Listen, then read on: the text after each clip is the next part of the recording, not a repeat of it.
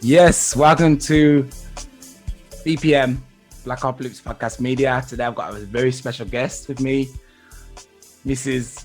Don't Call Me a Supermom, Simone Roberts. Simone. Hello.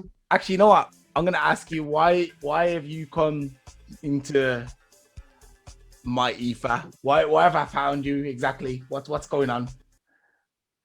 Well, I think it's got a lot to do with the budget news article that we had a few weeks back.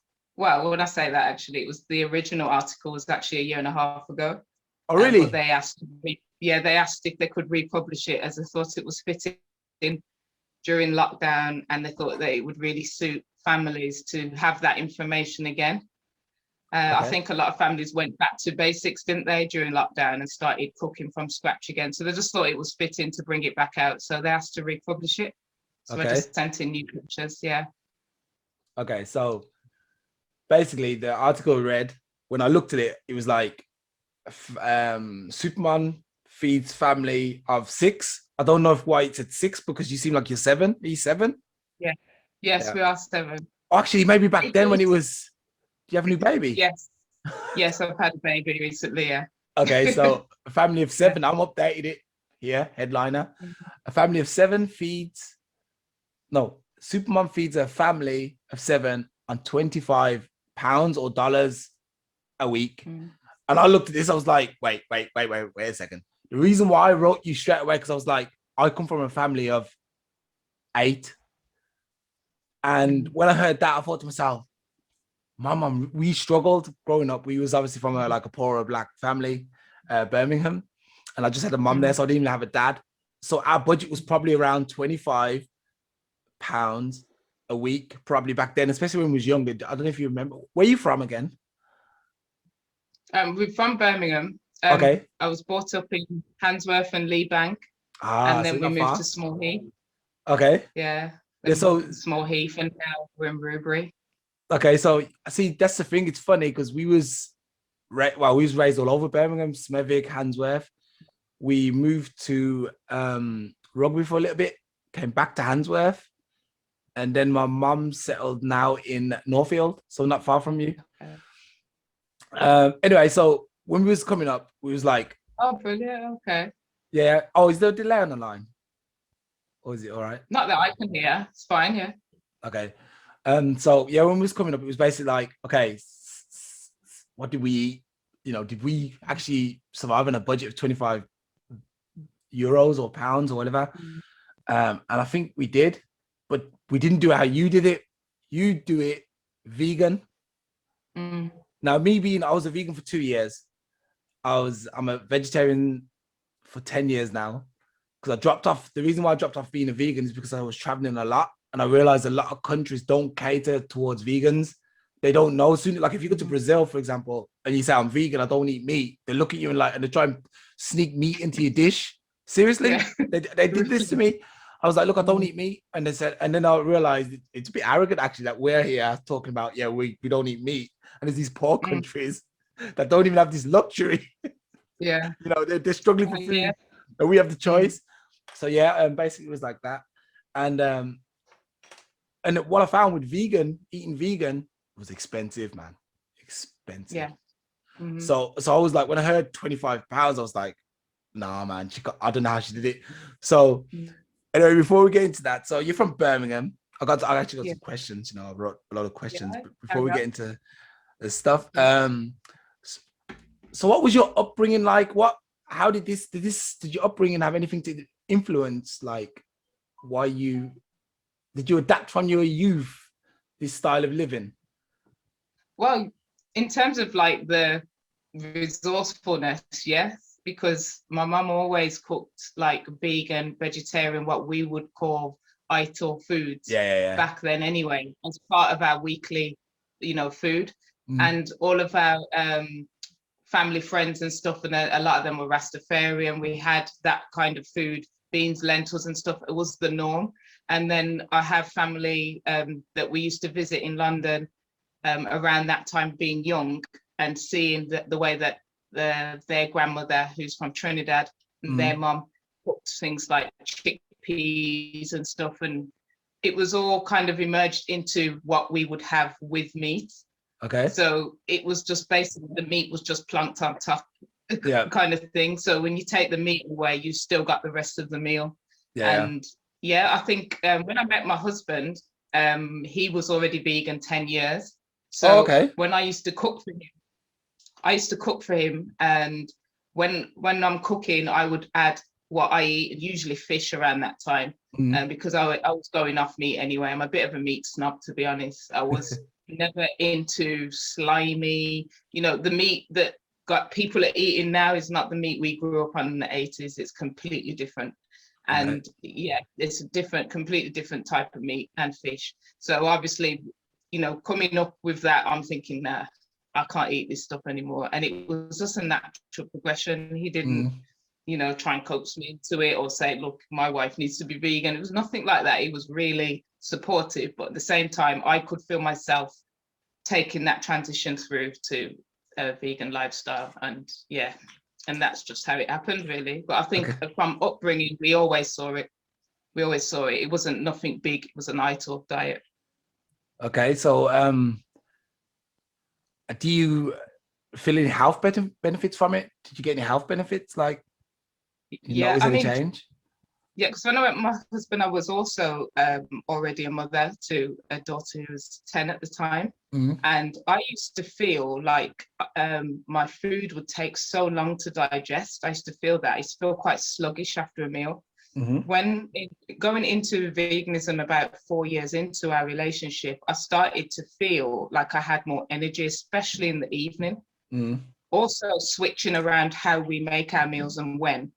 So we eat our main meal earlier on in the day so that our body has the whole day to kind of digest, what we've eaten, and before bed. So we're not going to bed on a full stomach.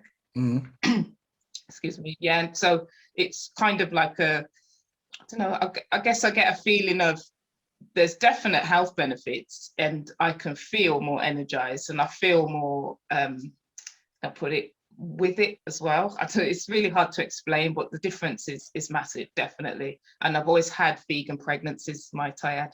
Okay. My babies in the uterus do not like any animal products. So as soon as I started having more children, it was just off the menu anyway. I couldn't even smell it, couldn't go to the supermarkets and see it, nothing, it just turned me off. So yeah, there's a lot of stigmata around that, isn't there? There's like, if you tell somebody, yeah, I'm not eating meat, they're like, the doctors will probably be like, no, you've got to eat the meat, you need the iron, you need the protein. And they don't realize that like a lot of protein comes from beans, and stuff like this, so there's always broccoli.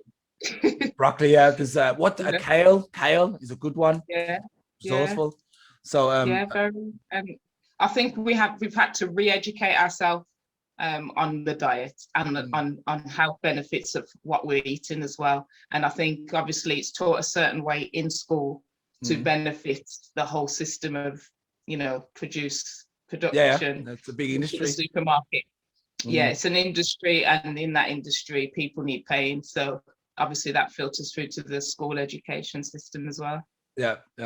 That's one of the reasons why I came off meat. I think I watched a video once. I can't remember. It was a video of like how to slaughter the chickens and stuff, and I was like, no, I'm not doing this no more.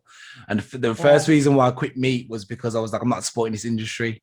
So I can't support it. I said, if I don't like that, it's not because I got a particular love for animals or anything. I mean, I do like animals, but it's not because I'm like, but I just think no one should be tortured, like including animals. So I said, I'm not going to eat that. If there's another way to do it, I'm going to do it that way. So that was the first step for me going vegetarian. I've never watched anything like that. I can't really watch things like that. I find it quite traumatic, to be honest. I've never watched any of the documentaries. There's never any scaremongering into it, basically. No, I didn't feel like that anyway. But over time, I've had a different type of love for animals now than I did before. Definitely. That's just naturally with time. And I guess, that's just the way it's gone. Sorry, how long did you say you was a vegan so far? How long? No, what is it? What, it's coming up 5 years now, I think. 5 years, yeah. Well, Counting. give you a round of Coming up, applause, you know. coming up now. 5 years. Oh, thank you. I only made 2, but like I said, I think I'd still be a vegan if I wasn't traveling so much. I think I probably would still be, but I was just in these Yeah. countries that they didn't allow. Question is actually, I wanted to go back a little bit. How do you, because I've got 3 kids and I can't get vegetables and stuff into them. I can't get nice food into them. They just want garbage. So how do you convince your young kids, because your kids are quite young, aren't they? How do you Yes, convince they them are. to eat? But then I guess if you start off this, I think if you start off that way, they don't know anything else. So there's no real fight. But isn't there like when they go to school and eat, or do you pack lunch for them? How's that work?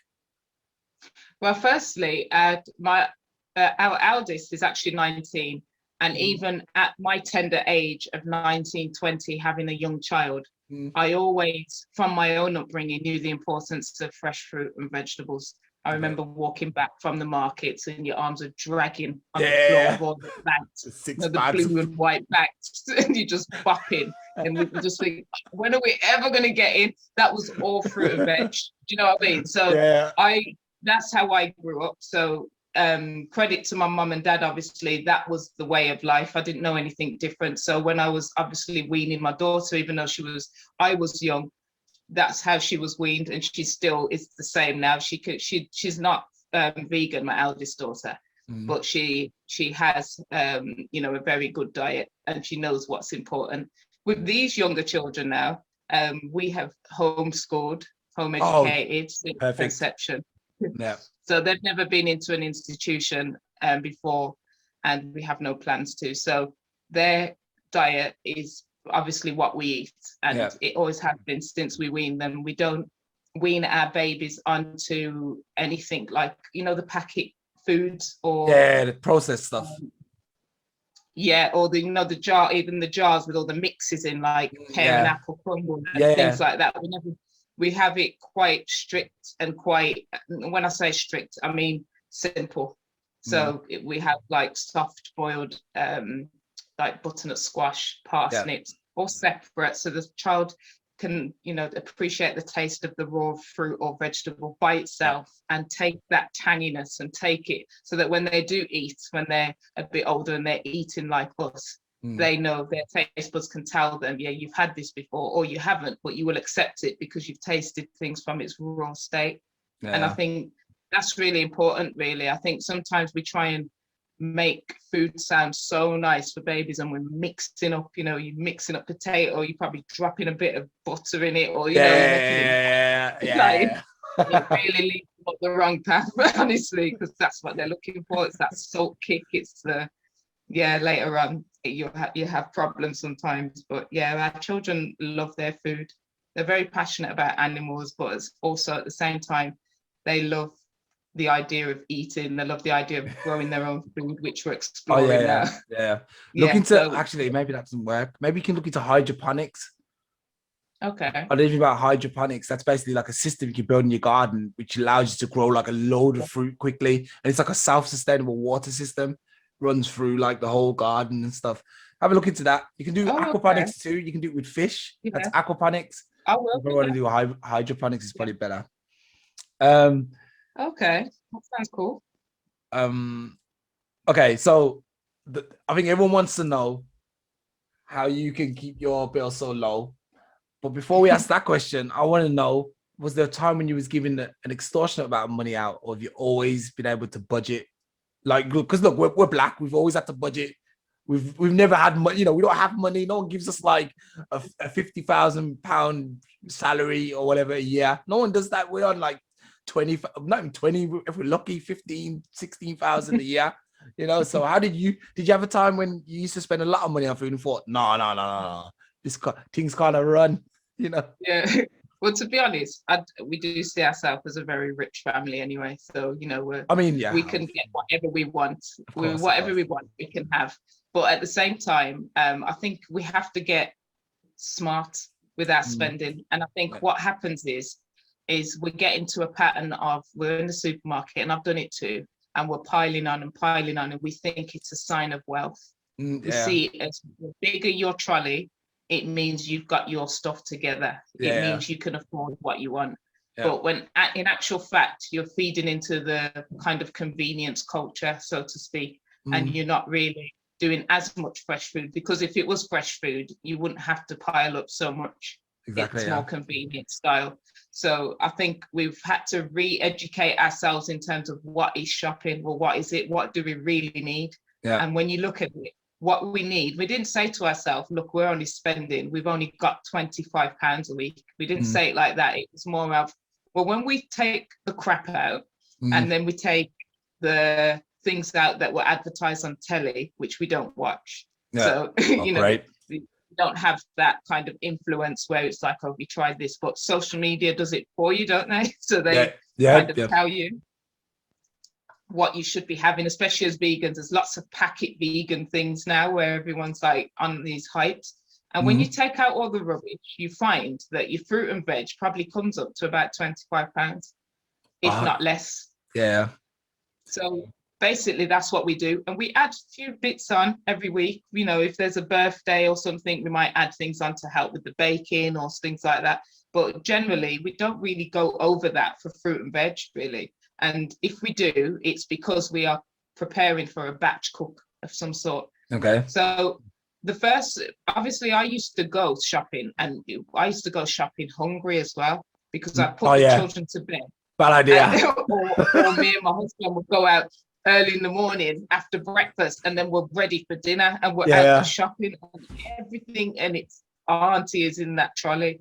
And then when you think about it, I didn't need this, I didn't need that, I could have baked that, I could have made that, and it's all convenient. So I tell you what happened was, the first instance was when I was heavily pregnant. I stopped doing a bigger shop, and my husband always shops anyway, but I started giving him my list of the things I needed. And when you ask a man to shop, he will get what you need. He's not getting anything else on the side. If you say carrots, he's getting carrots. So he's not coming back with all this, you know, frilly stuff afterwards, right? So that was how we realized. And I realized, hold on a minute, I used to look at the receipts and think, you spent 19. When I go, it's like 43 or, you know, and I started reanalyzing the way that I was shopping. And I thought, you know, I need to take a leaf out of my husband's book and get what we need, and stop going down those middle aisles and going down the freezer aisles. I just stay away. If I go in any supermarket, I go up the fruit,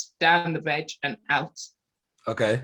If I need other things, I'll be really strict. I say to my son, Terrell is 6, I say, Terrell, tell me if I'm going over the budget, or tell me if I haven't listed what I'm about to pick up. And he'll say, Mommy, you didn't list that. And at the time I'm thinking, shh. I asked him to tell me that. Put those sweets down in it. You know, you have to go, listen, put that, Mommy, that's not on the list. I'm like, okay, thanks, Terrell.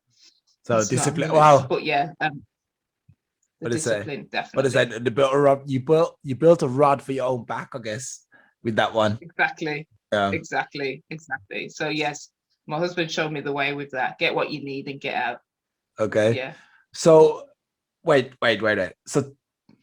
So you go there, you go to the supermarket, you go and buy fruit and vegetables, and then you leave. So what about, like, when I had 25 quid, I was like, okay, a lot of dumplings. Funny enough, I just finished them actually. You eat a lot of fried dumplings. I know this. You know, you buy 25 bags of flour. Yeah, are you good? You good? That was a Jamaican. Are you Jamaican too, or yeah, that's a Jamaican standard. And my dad's family are from St. Kitts and Nevis. Okay, yeah. So the Caribbean. Yeah, my mom's family from Jamaica. Yeah. So we know about, you know, the staple foods are very important, and they carry you through the week. They really do. So when you heard that, you thought dumplings straight away. I was like, this one was on dumplings, man, and making it look good. Okay, so I've been doing a sugar diet for the last week. It's like day 9 now. Actually, is it 9? Okay. 9 or 8. Because I decided I want to not eat sugar, not eat sugar permanently, but like maybe only on weekends. Because the first thing I realized is sugar in everything. There is sugar in everything. There's nothing with no sugar in. It's like, oh my God. Except I found some beans, red kidney beans. They didn't have no sugar in it. Not the ones in the one actually in the tin, but I think you'd have to buy the dry ones and then pressure cook them or boil them for a long time. So so yeah, I've gone to the supermarket now. I think I've been every other day, and I've spent every time I've been there, I've spent like, I don't know, at least 30 euros. So it's about 27 pounds a time in 9 days. So I've probably spent like 75, almost 75 pounds just to get me through the sugar diet, because there's absolutely nothing I can eat. So I have to go to like the healthy aisle, you know, and get the brown. Get the brown rice. You know, brown rice, when we was young, brown rice didn't cost anything. Today, you almost buy £3 for a bag of brown rice here. It's horrible. You know, but to be honest, though, it's because I think sometimes we have to go back to basics. Like I've uploaded some videos on it actually onto our YouTube channel about how I shop for the month as well, because we do have a separate monthly shop, but it's still nowhere near the price that people assumed it would be as well. And we buy lots of dried beans, dried chickpeas, dried kidney beans. We dry and we have boil and soak days. So we have like a couple of days where it's just soaked and then boiled the next day, and then we batch freeze, and then we defrost when we want, cook it up and flavor it and have it with what we want. And we get the big massive 5k of brown rice as well, which is £8.99. So I mean, I don't know how it is in customs and stuff, but I guess when you come over, you should just go to certain shops and pack up before you go back. That's what I do. I always get my hot sauce, you know what I mean? My Jamaican Dun River hot sauce. I can't live without. I got like 7 bottles downstairs. That's not enough though. That's gonna run out in 2 months. That'll be gone in 2 months. Hot sauce. Wow. So you basically, so how you do it? You go shopping, then you prepare. It's all about preparations, isn't it? You have to prepare everything. There is no, we'll do it last minute. You've probably cooked up a load of rice, cooked up a load of beans.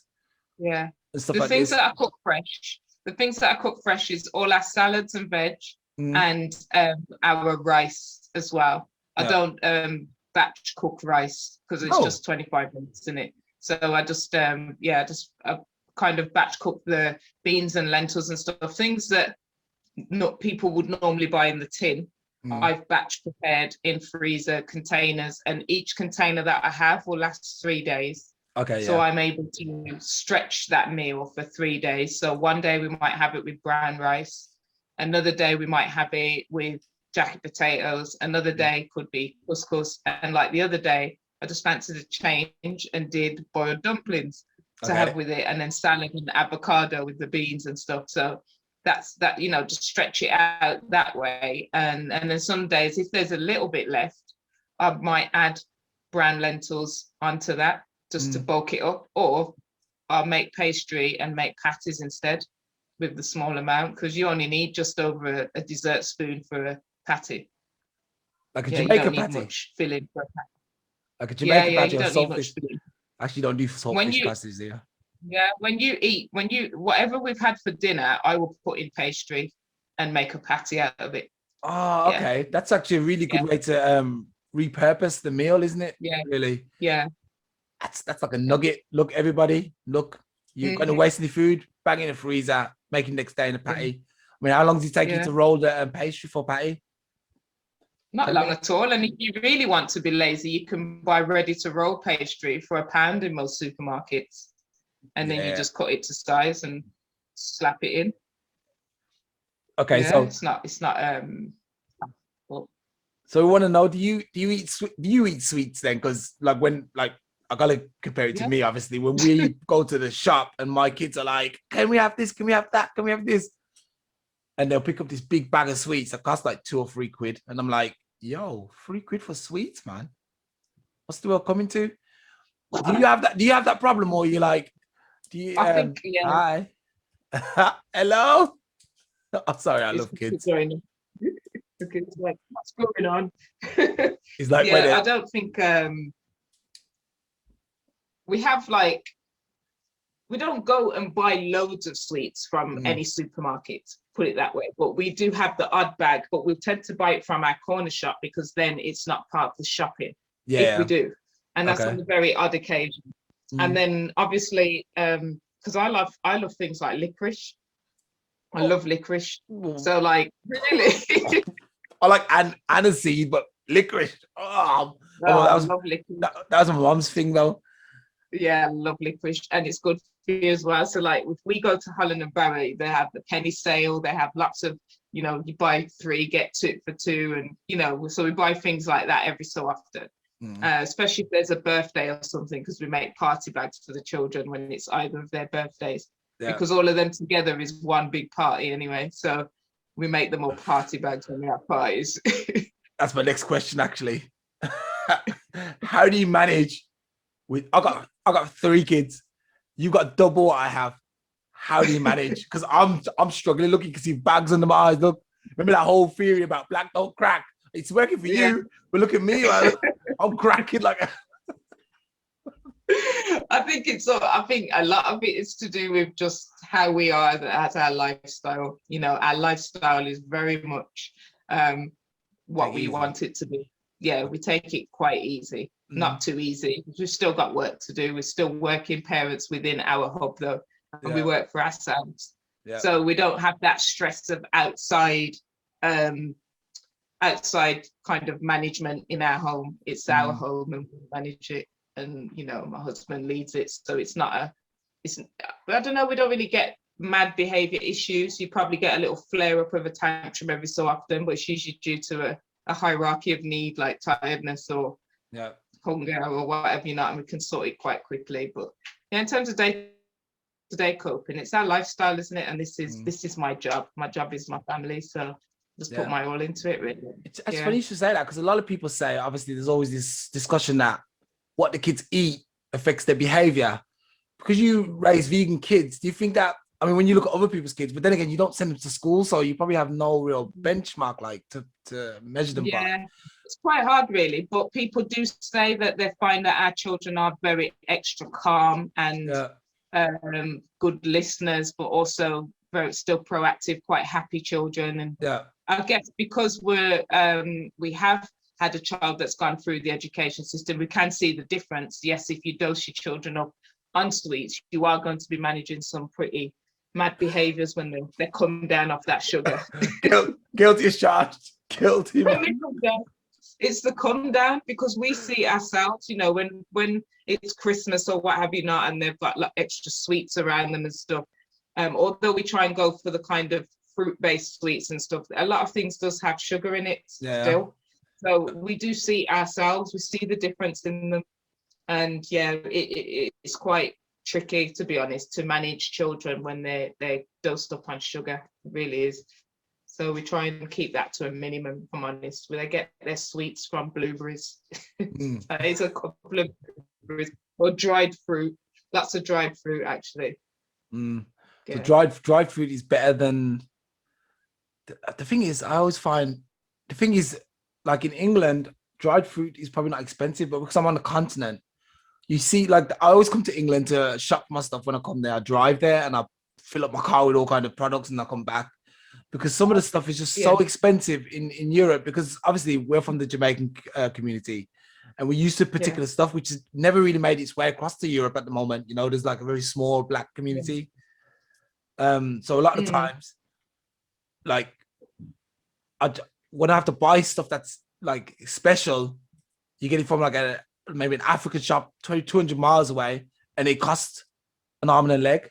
No, it's the same with hair care products and stuff to keep your hair nice. There's like one African shop in like a 500-mile radius. It's like, oh my God, guys, man, what is this? So, do you, and do you find that that's hard? Is it hard for them to get that sort? Oh, that frozen. Oh, it's back now. Yeah. Sorry? Can you hear me? Yeah, I can hear you. No, it froze for a minute then. Yeah. Do you find that it's hard for people to get that imported in? Is it hard? Is that what the problem is? I think the problem is they just don't know about it. Like, for example, in England, there's a huge Jamaican community, but in Germany, like I think there's one Jamaican restaurant that I know of that I only heard that there's one Jamaican restaurant that exists. So I had the idea a couple of years ago, well, like a decade ago. I was like to my family, because we're all cooks, we can all cook really well. Let's do a Jamaican restaurant in Germany, but no one, you know, it goes. No one wants to do it. I go to Germany, but I was like, we'd be Mongols now. You know, we'd have an enterprise. We'd be millionaires, but. Yeah, that was the plan back then. And Jamaican food, you can make it cheap. Like you make patties, you know? Yeah. So patties, rice and peas. I mean, if you go to a Jamaican shop, it costs what, like 10 pound to get stew peas and rice or something. Do that in Germany, you can probably charge 15. Wow. Like, oh, this is amazing. This is amazing. So, you know, if you're looking for any ideas, you know, I want to cut. That's 15%. Yeah, that's 50%. Every guest who comes on Blackopolypse and gets an idea from us pays us 15% starting today. Let's just pick that in neatly. I think but you know what, to be honest, we say Jamaican food, but when it's still African food, but it's called African something food, else, so you can always still find it. You can always still find it. Like my mother-in-law calls plantain matoke. She's from Uganda. And she calls it matoke. So you just have to ask for the right thing sometimes, especially if they've got African shops. You know, they're bound to have all that stuff. Actually, you're right about that. Yeah. Now I come to figure it, you are right. Like, because even Brazil, when they call it feijão and arroz. That's beans and rice, which is what we call rice and peas. I was like, you guys got rice and peas too, man. And they have this what do they call it? It's actually called feijão, and it's like it's just like you know, stew peas, like with pig's tail or oxtail or something. It's the same thing. I'm like, they do it in Brazil. You know, we did it like obviously in Jamaican kitchen. So So what are your hopes for the future? Are you hoping to pass your knowledge onto the kids and stuff, and you know, have like a big movement going on? Everyone's vegan. Actually, wait there. I think before you answer that, is anyone not a vegan in your house? Did your first daughter somehow escape? Did anyone escape? No one escaped. They were like, I'm not being a vegan. The animals escaped. Yeah, the animals escaped. Yeah. Well, our eldest daughter, she's actually moved out. She started her own business. She's moved out. Okay. She moved out it's coming up 2 years now already. Yeah. So in our household, everyone's vegan. And while she lived here, she was vegan and she respected it. Okay. She's actually quite a good vegan cook, if I'm honest. She's really, really good. She knows how to throw down good vegan food. So as long as we can still instill that in them and give them that option and to have a different taste of a different lifestyle, then that's what we can do really as parents, isn't it? You can't really predict exactly how they're going to go in the future. However, if we've instilled those basic values in them, we can only hope that they benefit from them, and they are already. So, you know, as time goes on, we'll see. Time will tell, won't we, as they get older. But I mean, whilst we're on our roof, it's our rules, isn't it? Yeah, that's true. That's it. Because when obviously I've been a vegetarian for 10 years, and when I had my first daughter, she's 7 now. Our plan was to make them all vegetarians, but we had obviously conflicting ideas with certain members of the family who decided that it was not the right way to go, and they wanted to feed them sausages or whatever you do in Germany, you know, pork. And I was like, no. But you know, we're like, okay, they're their own people. Let them decide if they want to. But I'm like, at some point, they will not eat meat, because I'm a bit more like authoritarian. You know, I'm like, they're not gonna eat. I'm a dictator at home. You know, so that's my plan going forward. Is I'm going to tell them that at some point the meat eating stops. When you get to an age where they start understanding why we don't eat meat, then that's what we'll do. So it's important. The leadership in your home is really important, because it's the comfort also, and it's also the support frame that you have around your family, isn't it? So if it can cause confusion if we're not leading, you know, and I think the values that you set, they have to be respected, really. So I'm sure all will be well. Yeah. So anyway, I think I've pretty much finished all my questions. I'm just checking if I've got any more. Health, Nice, darling.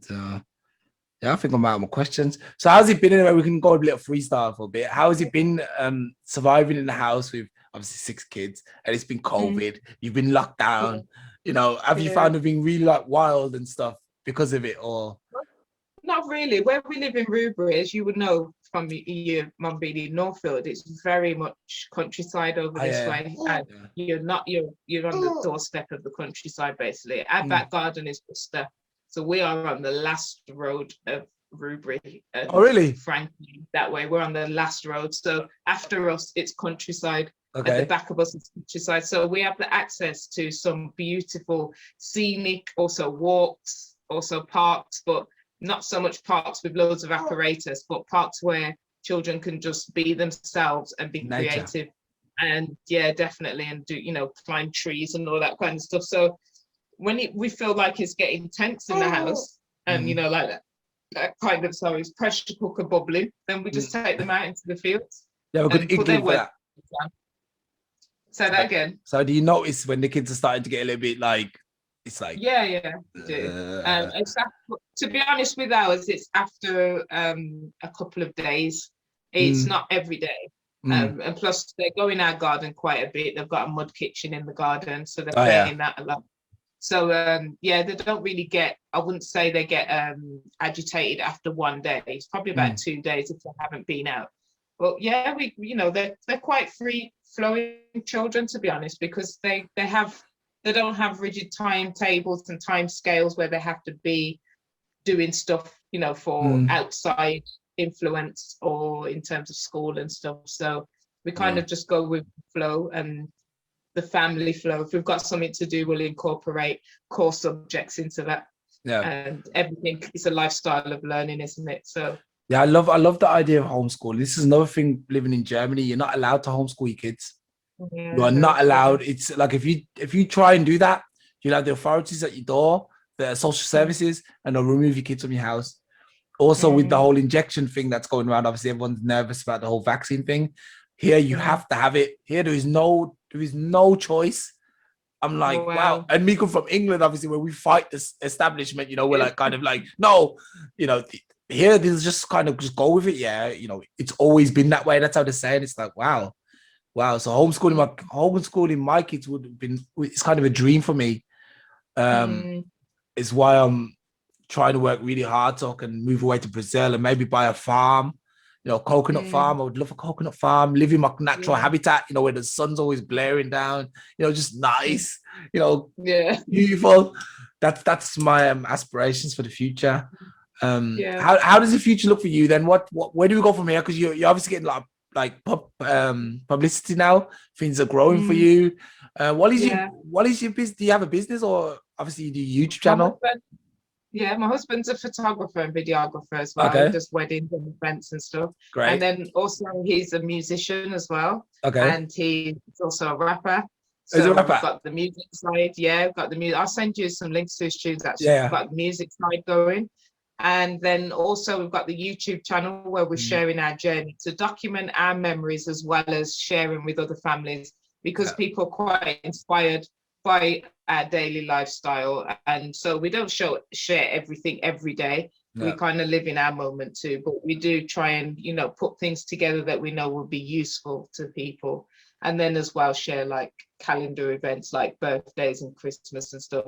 Yeah. As time goes on, we're developing the channel more, we're having more time to do videos and stuff like that with and without the children. So, Yeah. we've just not long finished making our gratitude diary as well. Mm, So we'll be selling that soon on our yeah. website once that's finished. And we're just kind of making sure that we are sticking to what we want to do, which is travel. We definitely want to travel more. Yeah. And my mother-in-law has a house in Uganda. So Oh, we are looking to spend a lot of time there, yes. a lot of time there. So we'll be going back and forth and then other places as well, because there is such thing as world schooling and the children will learn so much, even just from traveling Yeah. to Manchester. They learn so much, never mind worldwide. So Yep. that's the kind of dream, the journey. And I always feel like dream is not the destination. We're already living it. Mm. We're already living the dream. We've got 6 healthy children. Yes, And we've got our yes. health ourselves. Do you know what I mean? So we're already living the dream. But Yeah. in addition, we would like to do those things, Yeah.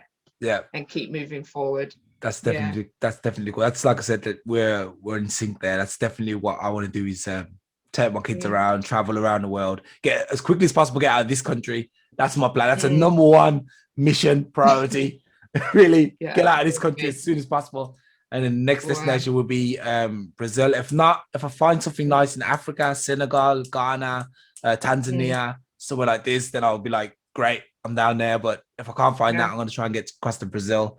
It's a bit expensive, but like you said, the natural food, if you want natural food, these are the places to go. Because one thing I've noticed is a lot of people will live in these small villages in Brazil that have all the natural food at their footstep, their doorstep, and they'll rush off to the cities to pay $5, $10 for the same food they will get for free in their village. Yeah, but they go to I don't get it either. And I'm like, man, I've lived in the city for over 20 years, and I couldn't get this level of quality.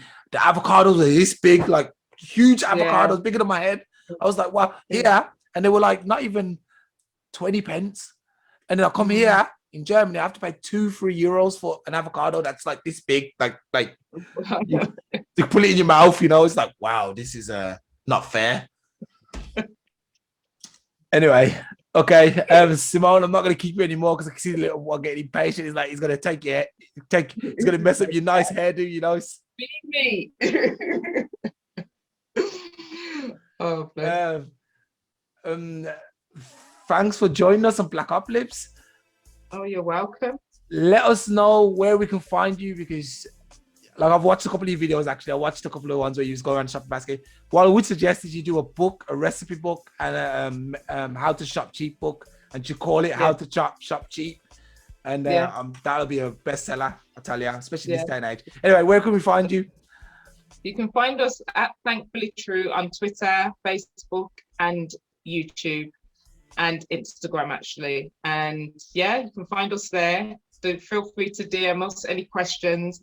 Do subscribe. And YouTube are messing around at the moment. You know, I don't know if any of the content creators are out there noticing, but YouTube are messing with the algorithms at the moment. So you really have to be watching our videos to stay notified, even if your notifications are on.